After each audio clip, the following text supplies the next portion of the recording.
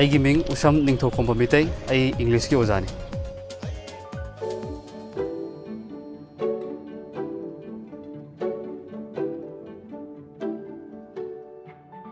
Hi everyone, today we'll be doing chapter number 4 of class 7, the great leader of the oppressed and the downtrodden. As you know, India is a very big country. As per the size of the country, it is the 7th largest in the world and the 2nd largest populated country. But did you know there was a system called caste system? Caste system called system. I hope you will learn about it much better in your history classes. But in short, let me tell you that in the Hindu society, people were divided into 4 castes: the Brahmanas, Kshatriyas, Vaishyas, and Sudras. And among these, the last one, the Sudras, they were treated very badly. They were on the bottom of the caste system. Caste system, no, Brahmanas, Kshatriyas, Vaishyas, Sudras, and Sudras at bottom the ladunidana, they suffer a lot. So they were not allowed to pray inside the temple. They were not allowed to fetch water from the common well or common pond of the village. Then there were lots of things they were not allowed to do. But now all these evils, bad systems, they are banned, they are abolished. But honestly, there may be some part of the country where such things are practiced till today. But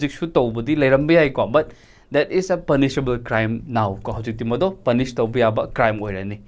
So today we will study about a leader who was born to a low caste, but he later on became one of the greatest leader of the country.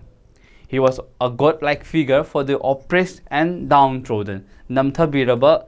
Those who are suppressed, those who are living in the low standard. He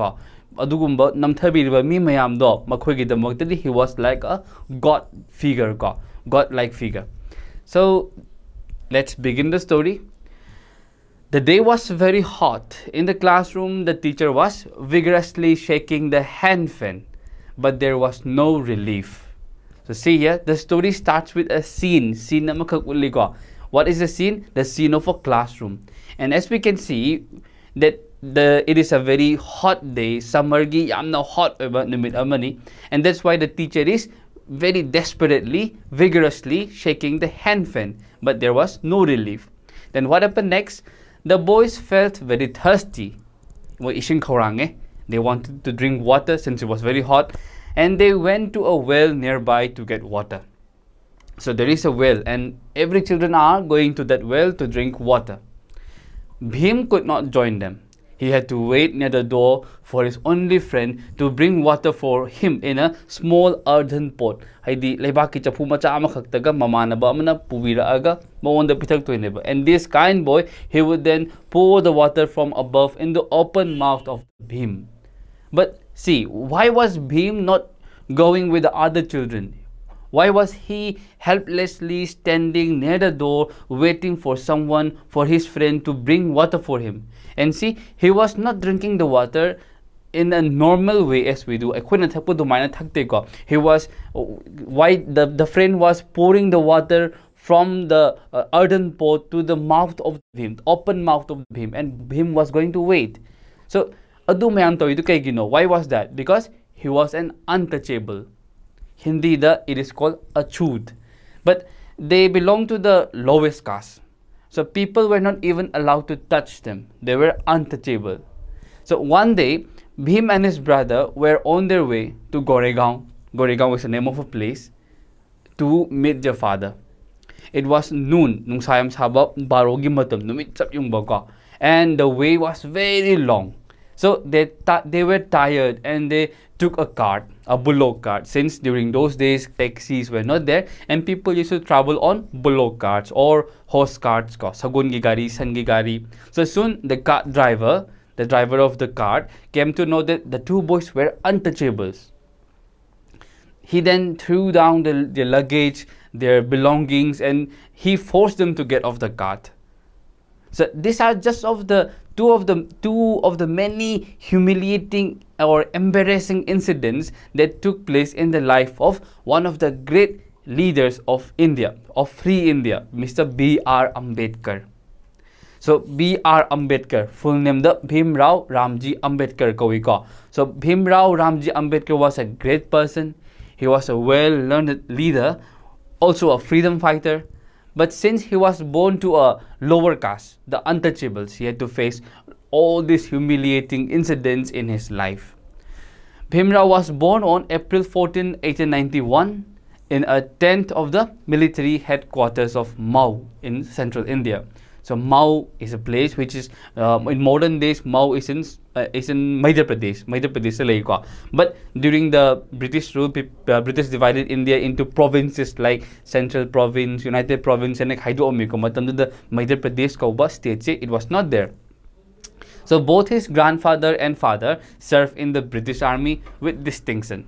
So his family moved from place to place because of the various transfer of his father, of his grandfather. They moved from place to place.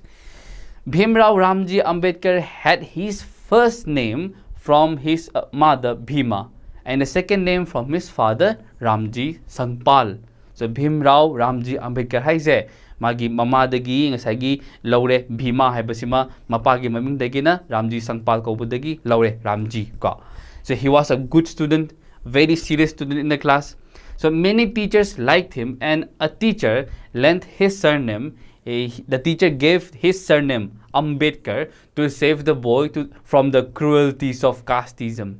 Since there was a casteism, you are higher class people, you are lower class people, there was some kind of differentiation between the people. So that is why his teacher lent his surname to save the boy from the cruelties of casteism. The teacher liked the boy so much that he wanted to save this boy from the evil society, because people may not value this precious boy. People na mabu value to because he was an untouchable. So if they came to know that he was an untouchable, they are going to pounce on him. So by giving his surname to the boy, the teacher actually gave him a chance to work very hard and worry nothing about the cruel nature of casteism. So casteism had its evil face on India for many years. There have been continued conflicts between the high and low caste people in India. And B.R. Ambedkar was deadly against the evils of casteism. He didn't like the bad nature of casteism. He was a very brilliant student. So appreciating his merit, the Maharaja of Baroda sent him abroad in a foreign country for higher studies. During those periods, although there was a British rule, there were some places where Raja, Maharaja, they used to exist. So, and one such Maharaja Baroda sent him to America as he liked him very much and he wanted to encourage him. So, with the help of that Maharaja, he did his MA from Columbia University in America. America da chatle Maharaja dun America da thabire, then America dagi maje MA lo shlage laeko. There he also studied not only MA, he also studied got his LLM and PhD degrees. LLM haragana kaino Master of Law. Makoy je kaino awang mathaki ko law gi like law gi ukil gi ozago obiara kaduba madugumba amakhni ko. LLB haragadi Bachelor of Law, you will become a lawyer. If you finish LLM, you can even become a teacher who teaches the lawyers ko. Then again PhD haragadi kaino Doctor of Philosophy. It's a kind of highest degree ko. Adugumba degree singdo he got it from America. Then coming back to India, he became a teacher of law and practiced quite successfully at the Bombay High Court. Bombay High Court ang sagi bana maze law gi teacher oire ko the sagi law gi teacher na Bombay High Court maze kedore he became a lawyer. He practiced law.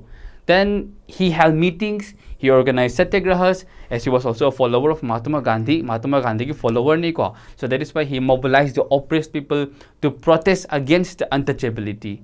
He encouraged the oppressed people, the lower caste people, to come out and raise their voice against the cruelties of casteism.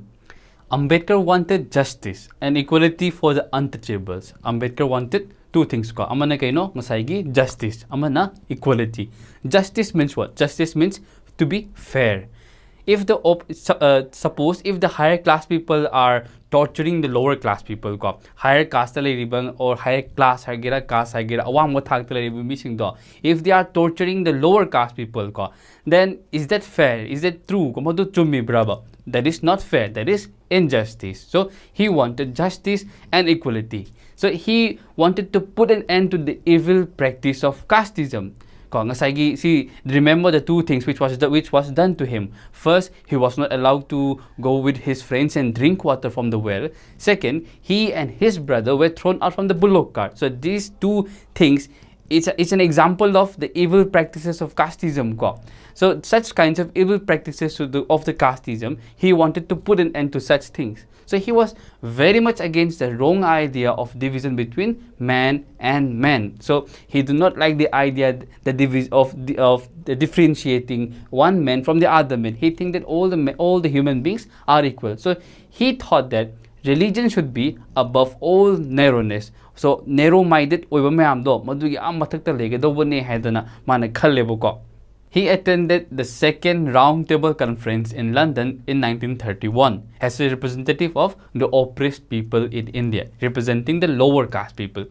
So here, second Roundtable Conference refers to a very important meeting held in London. So in this meeting, the leaders of India will discuss lots of problems or issues with the British government. So Ambedkar strongly demanded a separate electorate for the untouchables.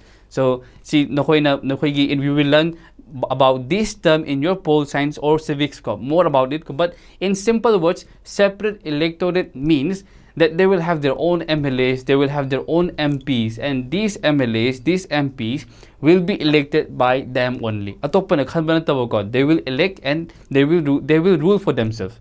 So however, he had to accept the reservations of seats for the untouchables inside the Hindu bloc in the Indian legislative bodies. So the separate electorate was not given, but there was an arrangement. There was an arrangement and understanding that some number of seats will be reserved from them. Pandit Nehru, the first Prime Minister of India, admired him for his knowledge of law.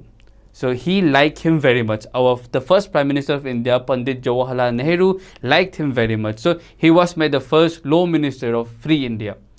And since India was a new country, a free country, India needed a constitution. So do you know what is a constitution? In simple words, constitution is a book where all the laws of the land are written. So in actual sense, our constitution is the real ruler. But it has to be written. So a team of highly qualified people were set up, and this was called Constituent Assembly. And B.R. Ambedkar was the chairman of the drafting committee of the Constituent Assembly. So that is why he is called the father of the Indian Constitution. The Hindu leaders were always wary of Ambedkar in an effort to liberate the oppressed from the tyranny, from the unjust, unfair, oppressive nature of casteism. So B.R. Ambedkar and 2 lakh of his followers embraced Buddhism. They convert into Buddhism in 1956. So today his followers, after the conversion, so they have rejected the derogatory term of Sudra, and they now themselves called as Dalits. So fondly called Baba Sahib by the people, this learned man and the liberator of the downtrodden died on December 6, 1956. So in the history of mankind, great men come and go. Leaders they will come, they will go, they live and died for their country, for their people.